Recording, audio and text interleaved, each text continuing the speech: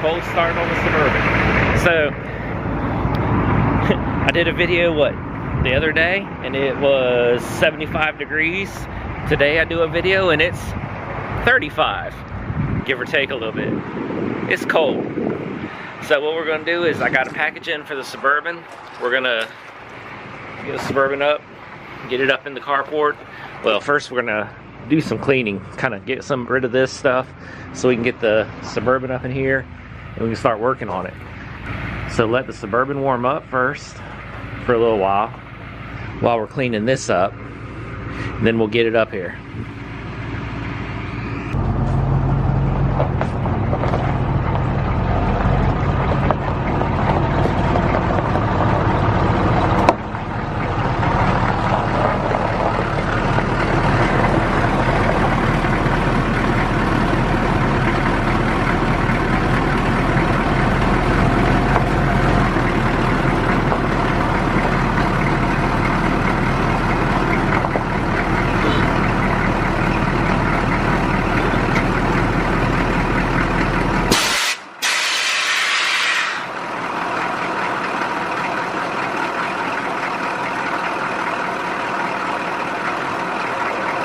So one thing I just noticed when I started the truck up, or went to move it, and I put my foot on the brake light came on.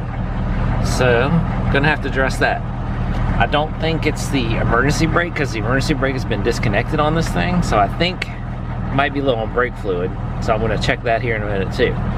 Okay. So another thing that I want to address on this is this thing has been slightly hot wired for over a year, and that's this switch right here. And this is the one that is an override for my air compressors on this. And I've got two switches right here. One of them's going to be to replace that. So basically all of this that's just strung through the truck, I need to redo and get it into this switch right here how it's supposed to be. So this will be the master override for the air compressors, because the reason why I have that switch there is this is a diesel and it has a lot of pulling capacity when you're going to start it. You got to let the glow plugs heat up, all that kind of stuff. So I like to make sure the air compressors are turned off and the truck is just static before I get the truck started, so that way it can concentrate all the power to the glow plugs and then get it started. Then turn that switch on and let the system run the way it's supposed to. And then as long as the truck's running, that switch can just stay on, because the system will shut itself on and off. That's the second thing I'm going to address. So first thing is the brake light, second thing is the wiring. Third thing is I ordered wheel adapters, the correct wheel adapters for this thing. Before, I just put those little 1/4 inch, 1/8 inch shims in there to space the wheels out just a little bit to get it away from the lower control arm. Well, I ordered wheel adapters to properly space the wheel out and get it away from the lower control arm to give me the room that I need. Let's go open the package and I'll show you what they are.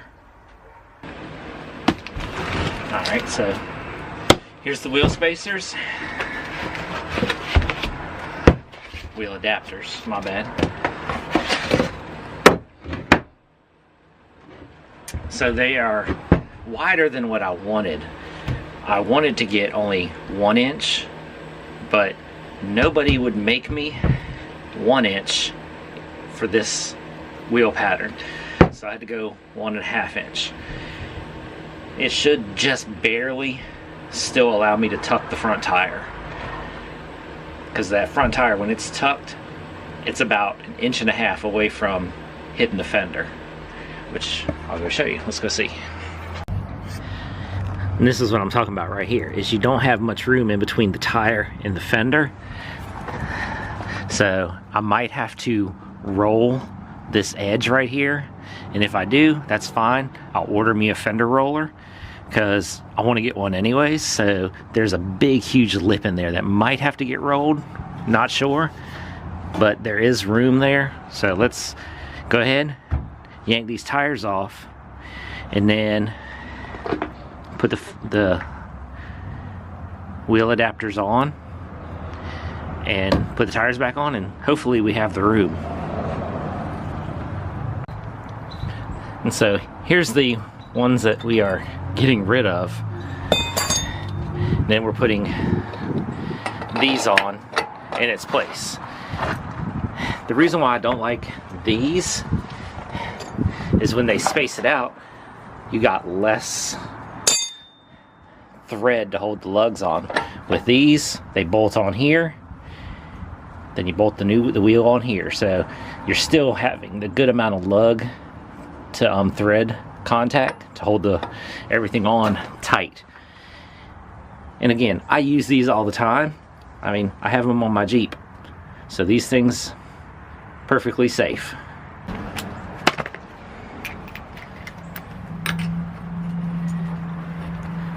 And so the only issue is these are not hub centric, so you gotta just take your time getting them on so they're nice and centered before you really tighten them down.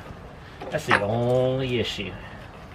And as long as you take your time,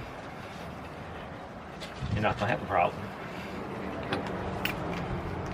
So basically how I do it is I hand tighten them before I put impact and all that stuff to them, so that way when you hand tighten them, it snugs it up and basically gets the lug nuts into that little crevice perfect,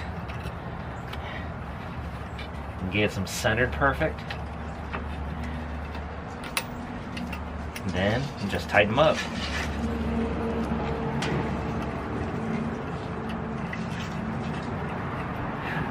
Oh, girl, you're getting all tangled up. Is she all tangled up? Come here. Alright, so I got it on, got them all tight, and there's... They're starting at $44 a month when you go through their website. Girl just won't leave me alone. Hold up. Please wait. Now my phone goes off. My son. He's probably watching this too. I'll text you back in a minute. Xena, come here. So, there's been a little bit in this video of my girl interrupting me or whatever. Well, the issue is, we picked us up a new dog. Come here. This is Xena. Still learning her name. Come here. Come here, Xena. Hey. So, hey, good girl. She's very hyper, very high-strung. So the issue is she's not getting along well with the other two dogs, which is a German Shepherd and a Lab mix. And so when we go to work, got to put her in a crate or something. Well, she almost ate her way out of the metal crate that we had her in the other day. So now we're looking for something a lot more rugged that can handle her for, you know, the few hours that, you know, we're at work and all that kind of stuff, until she gets used to the other dogs. Because right now, as long as she's alone, she's perfectly content. Xena, come here. Okay, don't listen to me. Don't know your name. Alright, let's get back to the truck. Alright, I don't remember where I was, but here it is, all bolted on, and it's nice and tight. It is torqued down. So now you put the wheel back on, and tighten that down.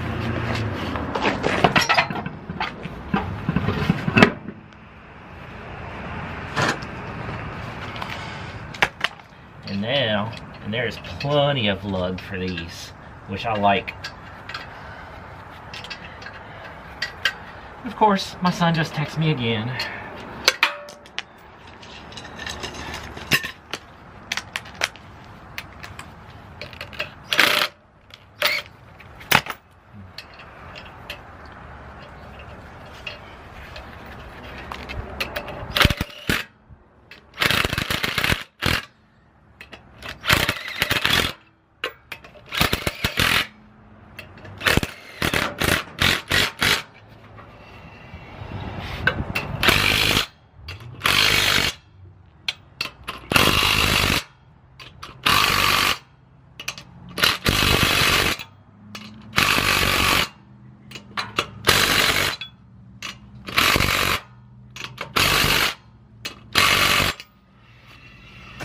There we go.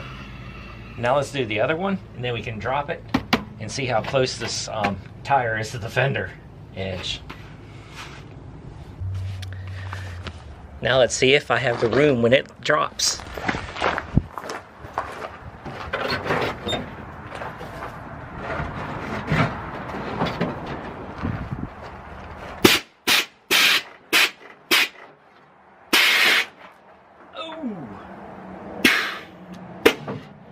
Right on the tire.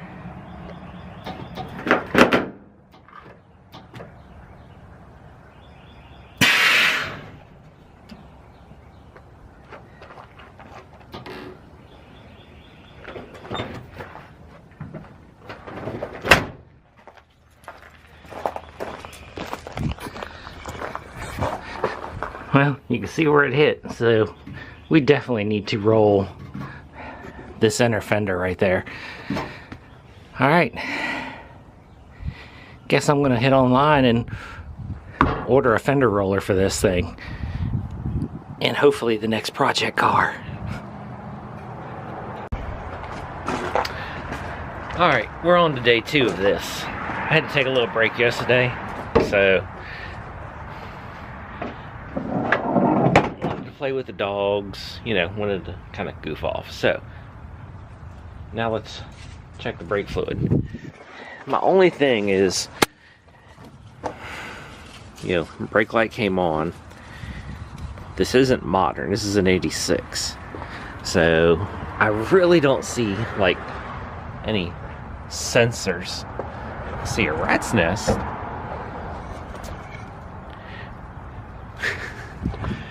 But I don't see any like sensors that could say low brake fluid. Ow. But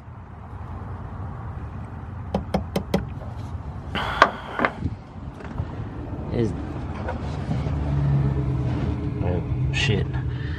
I don't know if you'll be able to see, but this one, it's empty. There's no brake fluid in there.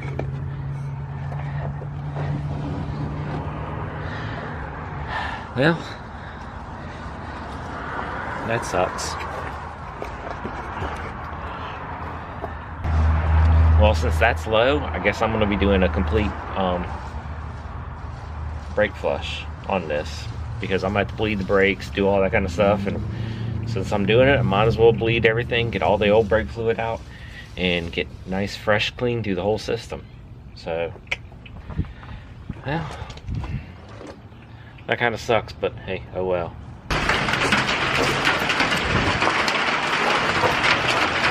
Alright, we're just going to end this video here. It's got super cold out, and it's now raining its ass off. So, we're just going to take a break for the next, you know, little while until it stops raining at least. Because I need to move the truck out and get more work done to it. But there's going to be a lot more videos. You know, probably the next 3 videos are going to be on this. One is going to be fender rolling, because I'm touching, so I've got to roll this bead back.